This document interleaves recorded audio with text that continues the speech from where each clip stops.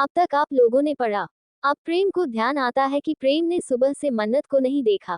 प्रेम अपने कमरे से बाहर निकलता है तो प्रेम को अपने घर में बहुत ही ज्यादा हलचल महसूस होती है। प्रेम उस हलचल का पता करने के लिए हॉल में आता है तो देखकर हैरान हो जाता है, क्योंकि पूरा हॉल औरतों से भरा हुआ था और प्रेम को ना तो प्रणव के बारे में कुछ पता था और ना ही नताशा के बारे में। और इतनी सारी औरतों को अपने घर में देखकर प्रेम का माथा सटक जाता है। अब आगे प्रेम की जोरदार आवाज सबके कानों में जाती है। What the hell is this going on? और सभी लोग पीछे मुड़कर देते हैं तो वहां पर प्रेम खड़ा था। प्रेम की आवाज सुनकर एक पल के लिए मन्नत भी डर जाती है। फिर मन्नत खुद को संभाल कर प्रेम के पास जाती है और प्रेम का हाथ पकड़कर धीरे से प्रेम को बोलती है, आप अंदर चलिए, मैं आपको बताती हूँ। प्रेम गुस्से में मन्नत का हाथ झटक देता है और बोलता है, नहीं, मुझे कमरे में नहीं जाना। मुझे यही और अभी बताओ कि यह सब कुछ चल जा रहा है। हमारे घर में ये औरतों का मेला किस लिए लगा हुआ है। प्रेम की बात सुनकर शोभा जी भी प्रेम के पास आ जाते हैं, क्योंकि शोभा जी प्रेम का गुस्सा बहुत अच्छे से जानती थी और प्रेम को भीड़ भड़ाका अच्छा नहीं लगता था और इसीलिए प्रेम ने अपना घर अलग बनाया था ताकि वो इस भीड़ भाड़ से बच सके और स्पेशली औरतों की। शोभा जी प्रेम के पास आती हैं और प्रेम को बोलती हैं, मेरा प्रेम, तुम शांत हो जाओ, गुस्सा मत करो। ये सभी औरतें मुंह दिखाई की रस्म के लिए यहाँ पर आई हैं। इन्हों को मैंने ही बुलाया है। प्रेम, बड़ी माँ आपको मुंह दिखाई किसकी करानी है? अगर आप मन्नत की मुंह दिखाई कराना चाहते हो तो मन्नत और मेरी शादी को 5 साल हो चुके हैं और मुझे अपनी वाइफी से किसी को नहीं मिला ना, और स्पेशली इन आंटियों टाइप की औरतों से तो बिल्कुल भी नहीं, जो आते हैं खाते हैं और फालतू के सवाल पूछती हैं। आप अभी के अभी इन सभी औरतों को यहाँ से बाहर निकालो। शोभा जी को जिस बात का डर था वही हुआ। शोभा जी चाहती थी कि प्रेम ऑफिस चला जाता तो उसके पीछे से मुंह दिखाई की रस्म की जाती, लेकिन आज इत्तेफाक से प्रेम ऑफिस नहीं गया और घर पर ही था तो इसीलिए चुपचाप ये रस्म करना चाहती थी। लेकिन तब भी प्रेम को पता चल गया और वही हुआ जो नहीं होना था। शोभा जी जानती थी कि प्रेम को ये सब कुछ पसंद नहीं है।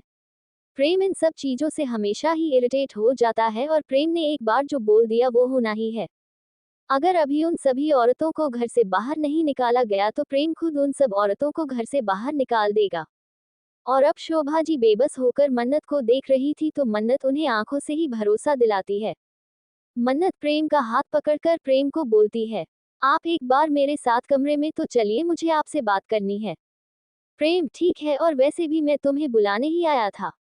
फिर प्रेम शोभा जी की तरफ पलटता है और शोभा जी को बोलता है, बड़ी माँ, जब मैं दोबारा कमरे से बाहर हूँ तो मेरा घर एकदम शांत होना चाहिए। ये फालतू चीज चहल पहल मुझे नहीं चाहिए। इतना बोलकर प्रेम मन्नत का हाथ पकड़ता है और उससे अपने कमरे में ले जाता है। मन्नत कमरे में जाते हुए पीछे से शोभा जी को देख रही थी, जैसे कि अपनी आंखों से ही बता रही हो कि मैं इन्हें कमरे में बिजी रखती हूँ, आप रस्म देख लीजिए। वैसे भी रस्म हो चुकी थी, अब उन औरतों को जाना ही था। प्रेम मन्नत का हाथ पकड़कर मन्नत को कमरे में लाता है और मन्नत का हाथ झटक देता है, तो इसीलिए तुम सुबह से मुझसे दूर थी। फिर प्रेम मन्नत की कमर में हाथ डालकर उसे खुद से चिपका लेता है और दूसरे हाथ से मन्नत के गाल को सहलाते हुए बोलता है, वाइफी, अगर मैं घर पर नहीं हूँ तो तुम्हें जितने मेहमान बुलाने हैं बुलाओ, जो करना है करो, लेकिन अगर मैं घर पर हूँ तो तुम्हारा सारा टाइम सिर्फ मेरे लिए होना चाहिए, ना कि इन सब फालतू औरतों के लिए। और आइंदा से ये बात हमेशा याद रखना, मुझे अपनी चीजें शेयर करने की आदत नहीं है। जो मेरा है सिर्फ मेरा है, and you are mine and only mine. और मेरी बीवी को देखने का हक सिर्फ मुझे है और किसी को नहीं। प्रेम की पकड़ बोलते बोलते और भी ज्यादा टाइट होती जा रही थी। मन्नत को अपनी कमर पर दर्द होने लगता है। प्रेम ने मन्नत को इतनी जोर से पकड़ा था कि मन्नत को लगा कि उसकी कमर की हड्डी ही टूट जाएगी।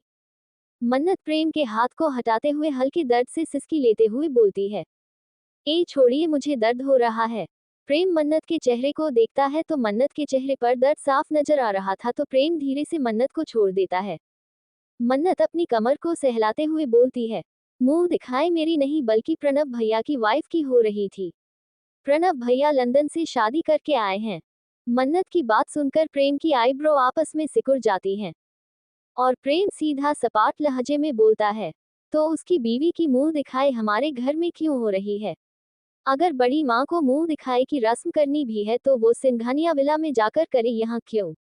मन्नत, लेकिन बड़ी माँ तो हमारे साथ रहती है ना, तो इसीलिए उनके बेटे और बहू भी यहाँ हमारे घर में आ गए रहने के लिए। प्रेम गुस्से और हैरानी के मिले जुले भाव में बोलता है। वॉट? मन्नत, हाँ जब बड़ी माँ हमारे साथ रह रही है तो मुंह दिखाए की रस्म भी तो वो यही करेंगे ना कि सिंघानिया विला में जाकर, और उनके बहू बेटे भी उन्हीं के पास आकर रहेंगे ना। जब बड़ी माँ ही सिंघानिया विला में नहीं है तो प्रणव भैया और उनकी बीवी सिंघानिया मिला क्यों जाएंगे? प्रेम गुस्से में चिल्लाकर बोलता है। मन्नत, हमारा घर है, कोई धर्मशाला नहीं कि सब यहाँ पर आकर रहेंगे। और मुझे अपने घर में एक्स्ट्रा लोगों की भीड़ नहीं चाहिए। मन्नत, पतिदेव एक्स्ट्रा लोग नहीं, आपके भाई और उनकी पत्नी है। प्रेम, मैं कुछ नहीं जानता, मुझे अपने घर पर लोगों की भीड़ नहीं चाहिए तो नहीं चाहिए, समझी तुम? मन्नत को भी गुस्सा आ जाता है और मन्नत गुस्से में बोलती है। तो ठीक है, जाकर बोल दीजिए अपने भाई को कि वो निकल जाए आपके घर से। प्रेम भी गुस्से में बोलता है। तो तुम्हें क्या लगा मैं तुम्हें भेजने वाला हूँ उन्हें घर से जाने के बोलने के लिए? नहीं वाइफी, मैं अपनी वजह से तुम्हें कभी सफर नहीं करने दूंगा। मुझे उन लोगों का घर में रहना पसंद नहीं है, इसके लिए मैं तुम्हें बुरा नहीं बनने दूंगा। मैं खुद ये बात बड़ी माँ को अभी बोल कर आता हूँ। इतना बोलकर प्रेम कमरे से जाने लगता है तो मन्नत हड़बड़ा कर एकदम से प्रेम का हाथ पकड़ लेती है। ये आप क्या करने जा रहे हैं शोभा माँ, आपको कितना बुरा लगेगा? प्रेम बहुत ही प्यार से मन्नत के चेहरे को अपने दोनों हाथों में थामते हुए बोलता है। शोभा माँ मुझे बचपन से जानती हैं, उन्हें बुरा नहीं लगेगा। और अगर वाइफी हम हमेशा दूसरों के बारे में ही सोचेंगे ले तो अपने बारे में कब सोचेंगे? दूसरों के बारे में सोचने से पहले अपने बारे में सोचना सीखो, क्योंकि ये दुनिया बहुत मतलबी है। हर कोई किसी ना किसी स्वार्थ से ही एक दूसरे के साथ जुड़ा हुआ है। दुनिया में बहुत कम ऐसे रिश्ते होते हैं जो सिर्फ प्यार से जोड़ते हैं। मन्नत, ऐसा नहीं है। प्रेम की गहरी सांस लेकर बोलता है। वाइफी, जितना काम तुम दूसरों के लिए करती हो, 2 दिन उस काम को मत करना। सच्चाई तुम्हारे सामने आ जाएगी, जिनके लिए तुमने इतने सालों से काम किया वही लोग तुम्हारे 2 दिन काम ना करने से तुमसे नाराज हो जाएंगे। मन्नत, जब हम अपनों के लिए काम करते हैं तो उस काम का एहसान नहीं बताते। प्रेम खुद को शांत करता है क्योंकि प्रेम समझ गया था मन्नत को समझाने का कोई फायदा नहीं है। इसीलिए प्रेम अपनी टोन को चेंज करके रूडली टोन में बोलता है। वाइफी, मैंने कहा ना प्रणव और उसकी वाइफ इस घर में नहीं रहेंगे। और तुम खुद को समझती क्या है? पूरे दिन भर किचन में खाना बनाओगी और रात में अपनी कंपनी संभालोगे, क्या हो तुम सुपर गर्ल? मन्नत, नहीं ऐसा नहीं है। शोभा माँ भी मेरे साथ खाना बनवा दी है और अब तो नताशा भी खाना बनाएगी। नताशा? अब ये नताशा कौन है? मन्नत, प्रणव भैया की वाइफ का नाम नताशा है। और वो जो कोई भी हो, देखा मैंने कौन तुम्हारी इतनी मदद कर रहा था। मन्नत प्रेम का हाथ पकड़कर बोलती है। ठीक है, आप फिर भी बड़ी माँ को कुछ मत बोलिएगा। उनका बेटा कितने सालों बाद लंदन से इंडिया आया है और शायद आपने देखा नहीं बड़ी माँ अपने बेटे को मिलकर कितनी खुश है। अगर आप हमको कुछ बोलेंगी तो मैं अच्छा नहीं लगेगा। प्रेम फिर से कुछ बोलने वाला होता है लेकिन उससे पहले ही मन्नत बोलती है।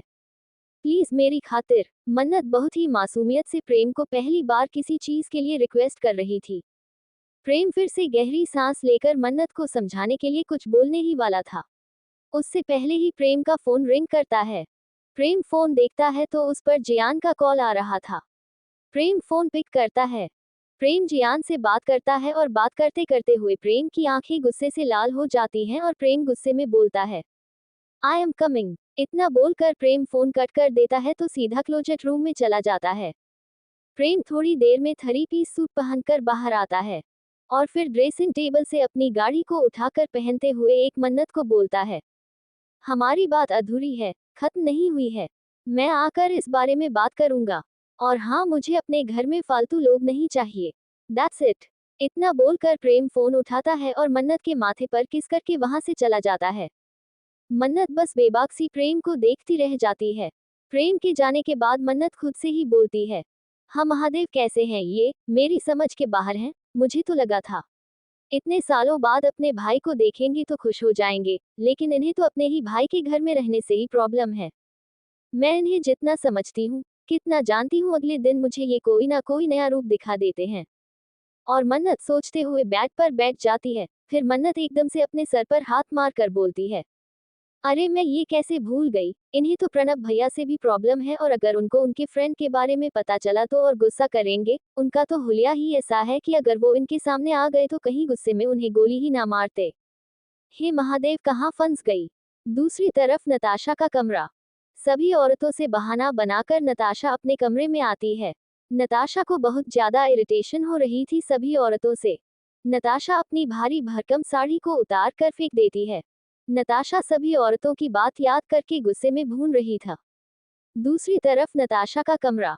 सभी औरतों के बीच में नताशा इरिटेट होने लगती है। सभी औरतों की बातें नताशा को गुस्सा दिला रही थी। नताशा अपनी भारी भरकम साड़ी को उतार कर फेंक देती है। नताशा सभी औरतों की बात याद करके गुस्से में भून रही थी। जब औरतें नताशा से ज्यादा मन्नत की तारीफ कर रही थी तो नताशा को बिल्कुल अच्छा नहीं लग रहा था। मन्नत की खूबसूरती नताशा की आंखों में चुभ रही थी। नताशा गुस्से में खुद से बोलती है, खूबसूरती में तो तुम मुझसे जीत गई मन्नत, लेकिन और भी बहुत सारी चीजें हैं जिसमें तुम मुझसे कभी नहीं जीत पाओगी। और सिर्फ खूबसूरती प्रेम के लिए काफी नहीं है। मेरे पास बिजनेस का टैलेंट है। एक अमीर बिजनेसमैन की बेटी हूँ मैं। बिजनेस मेरी रग रग में बसता है और इसी स्किल से तो आज तक प्रेम को मैंने हमेशा अपनी तरफ अट्रैक्ट किया है। लेकिन प्रेम सुबह से है कहाँ। मैंने प्रेम को सुबह से नहीं देखा, जिसके लिए मैं इतना तैयार हुई, जिसके लिए मैंने इतनी भारी भरकम कपड़े पहने, उसने तो मुझे नजर भर के देखा भी नहीं। प्रेम हॉल में आए तो थे और मुझे लगा था कि शायद प्रेम उन सभी औरतों को घर से निकाल देंगे तो मुझे भी थोड़ी सी राहत की सांस मिल जाएगी। लेकिन मन्नत और शोभा माँ ने सब कुछ बिगाड़ दिया और मैं प्रेम के सामने भी नहीं आ पाई। अगर उस पर मैं प्रेम के सामने आ जाती तो आगे की प्लानिंग मेरी शुरू हो जाती। मुझे जल्द से जल्द प्रेम को अपना बनाना है। अब मैं और इंतजार नहीं कर सकती। पहले प्राची और अब मन्नत। मैं अब और प्रणव को बर्दाश्त नहीं कर पाऊंगी। मुझे जल्द से जल्द प्रेम को अपना बनाना होगा। बड़ी मुश्किल से मैंने प्राची को रास्ते से हटाया था और अब यह मन्नत आ गई है। प्राची को रास्ते से हटाना तो बहुत आसान था। उसने तो खुद ही मुझे बहुत सारे रास्ते दिखा दिए थे। लेकिन यह मन्नत इस रास्ते से हटाना आसान नहीं होगा। प्रेम तो अपनी शादी हो जाने की वजह से वैसे ही प्राची के करीब नहीं जाते थे और फिर प्राची के दूसरे बॉयफ्रेंड और उसकी घटिया हरकतों ने प्रेम को खुद ब खुद मेरी झोली लाकर डाल दिया था। लेकिन ये प्राची नाम का कांटा हमेशा हमारे बीच में रहा। प्रेम सर ने तो जैसे शादी के बाद संन्यास ले लिया था। ना तो प्राची को ही अपने करीब आने देते थे और ना ही मुझे अपने करीब आने का एक भी मौका दिया। जब मैंने प्राची के अदर बॉयफ्रेंड के बारे में प्रेम सर को बताया था तो मुझे लगा था कि प्रेम सर टूट जाएंगे और प्रेम सर को संभालने के बहाने मुझे उनके करीब आने का मौका मिल जाएगा। लेकिन प्राची के बॉयफ्रेंड के बारे में जानने के बाद भी प्रेम सर का कोई फर्क नहीं पड़ा। लेकिन एक बात अच्छी हुई कि प्रेम सर उसके बाद से प्राची से बिल्कुल अलग हो गए थे। जैसे कोई बहाना ढूंढ रहे थे प्राची को अपनी जिंदगी से निकालने का। सोचा था प्राची जिंदगी से निकल गई है तो अब मौका मिल सकता है प्रेम सर के करीब आने का। लेकिन ये मन्नत पास ना होते हुए भी सर से जैसे चिपकी हुई थी। और अब तो ये प्रेम की जिंदगी में जैसे कुंडली मारकर बैठ गई है। लेकिन इसे किसी भी तरह से मुझे प्रेम की जिंदगी से बाहर निकाल कर फेंकना होगा और ये मन्नत दोबारा प्रेम की जिंदगी में कभी आ ना पाए। मुझे इसके सारे रास्ते बंद करने होंगे प्रेम की जिंदगी में वापस आने के। इतना बोलने के बाद नताशा के चेहरे पर एक शातिर मुस्कान आ जाती है। जैकी का कमरा। जैकी अपने कमरे में घूम रहा था और नैना के बारे में सोच रहा था। जैकी खुद से सोचते हुए बोलता है, नैना के साथ कुछ तो बात है, जभी तो प्रणव और उसकी मां नैना को पसंद नहीं करते हैं और तभी शायद नैना को दूर की रिश्तेदार बताया गया था सबके सामने। मुझे ये बात पता करनी होगी, तभी शायद मैं नताशा को अपने प्यार के जाल में फंसा पाऊंगा। अगर मैंने नताशा को अपने प्यार के जाल में फंसा लिया, प्रेम मेरी जिंदगी में किसी चीज की कमी नहीं रहने देगा। पैसा ही पैसा होगा जिंदगी में। अगर एक बार नैना मेरे प्यार के जाल में फंस गई तो मैं इस दुनिया पर राज कर लूंगा राज, क्योंकि प्रेम बिजनेस की दुनिया का बेताज बादशाह है। बस एक बार यह राज मुझे पता चल जाए कि प्रणव और प्रणव की मां नैना को पसंद क्यों नहीं करते हैं और क्यों उन्होंने नैना को दूर की रिश्तेदार बोला, तो शायद नैना को अपने प्यार के जाल में फंसाना आसान हो जाएगा। लेकिन मैं ये पता कैसे करूं? हाँ, एक काम करता हूँ, डायरेक्टली पुराना से ही पूछ लेता हूँ। इतना सोचकर जैकी प्रणव के कमरे में जाता है। प्रणव को अपने लैपटॉप पर नेटफ्लिक्स की कोई वेब सीरीज देख रहा था और नताशा सोफे पर बैठकर अपने लैपटॉप पर काम कर रही थी। तभी जैकी प्रणव के कमरे में आता है और बोलता है, हे ब्रो, क्या कर रहा है? प्रणव, कुछ नहीं, वेब सीरीज देख रहा हूँ। जैकी, अकेले अकेले? हाँ भाई, वैसे भी तुझे किसी बात की टेंशन है ही कहाँ भाई, तेरा बिजनेस वर्ल्ड का बादशाह है और बीवी तेरी उसी बिजनेस वर्ल्ड के बादशाह की पर्सनल असिस्टेंट, तेरी तो लाइफ मजे में कटने वाली है। भाई तुझे तो कुछ काम करने की जरूरत ही नहीं है। और एक मैं हूँ, ना नौकरी है ना छोकरी। प्रणव हंसते हुए, तो तू चाहता क्या है, तेरे लिए नौकरी ढूंढो? जैकी, ओ भाई, मैंने नौकरी ढूंढने के लिए नहीं बोला, और वैसे भी मुझसे ये नौकरी वकरी नहीं होगी। मुझे तो बस एक सुंदर टिकाऊ सुशील कन्या चाहिए, जिससे मैं शादी करके उसके बाप दादा की कमाई पर राज कर सकूं। वैसे लड़की अगर तेरी बहन नैना की जैसे सुंदर होगी तो मजा ही आ जाएगा। जैकी की बात सुनकर नताशा अपने मन में लैपटॉप पर काम करते हुए बोलती है, तेरी फितरत तो मैं बहुत अच्छे से जानती हूँ जैकी, तू बस नैना को फंसाकर प्रेम के पैसों पर ऐश करना चाहता है। जैसे तू फर्स्ट टाइम नैना को घूर घूर कर देख रहा था, मैं तभी समझ गई थी कि तेरे इरादे क्या है। वैसे मुझे सिर्फ अंदाजा हुआ था, लेकिन अब तेरी बातों से मुझे यकीन हो गया। पहले तूने मुझे पटाने की कोशिश की थी, लेकिन मैं नहीं पटी, तो अब नैना पर चारा डालने की कोशिश कर रहा है। लेकिन तेरे जैसे बेवकूफ की वजह से ही मैं प्रणव से मिल पाई थी और आज इस घर में बैठी हूँ। फिर नताशा काम करते करते अपनी गर्दन ना में हिला देती है और अपने काम पर फोकस करने लगती है। जैकी के मुंह से नैना की बात सुनकर प्रणव का चेहरा सीरियस हो जाता है, तो जैकी प्रणव को देखकर बोलता है, क्या बात है ब्रो, तुम अपनी ही बहन से इतनी नफरत क्यों करते हो? प्रणव थोड़ा सीरियस होकर बोलता है, नैना मेरी बहन नहीं है। नैना बस प्रेम भाई की बहन है। जैकी, ये क्या बात हुई कि नैना तेरी बहन नहीं है? अगर नैना प्रेम भाई की बहन है तो तेरी भी बहन हुई ना, तुम इतनी नफरत क्यों करते हो? नैना से मैंने तुम्हारी मॉम को भी नैना को दूर की रिश्तेदार बोलते हुए सुना था। आखिर बात क्या है? प्रणव, कोई बात नहीं है यार, छोड़ना कोई और बात करना। तू भी पता नहीं क्या बातें लेकर बैठ गया। जैकी, नहीं, पहले तू मुझे यही बात सही से बता, तुम लोग नैना से नफरत क्यों करते हो? अगर तू मुझे अपना सच्चा दोस्त मानता है तो मुझे सही से सारी बात बता। प्रणव बोला, ना कोई बात नहीं, और तुम भी कहाँ की बातें लेकर बैठ गया है? चलना कहीं घूमने का प्लान बनाते हैं। जैकी, नहीं भाई, आज मुझे पता चल गया कि तुम मुझे अपना दोस्त मानता ही नहीं है। और जब तुम मुझे अपना दोस्त मानता ही नहीं है तो मैं इस घर में क्या कर रहा हूँ? मैं इंडिया में क्या कर रहा हूँ? मैं अभी वापस लंदन जा रहा हूँ। प्रणव, अरे जैकी, मेरी बात तो सुन यार, तू तो नाराज हो गया। अच्छा ठीक है, मैं तुझे बताता हूँ कि माँ और मैं नैना को पसंद क्यों नहीं करते। वो दरअसल बात ये है कि नैना हमारे बड़े पापा की बेटी नहीं है।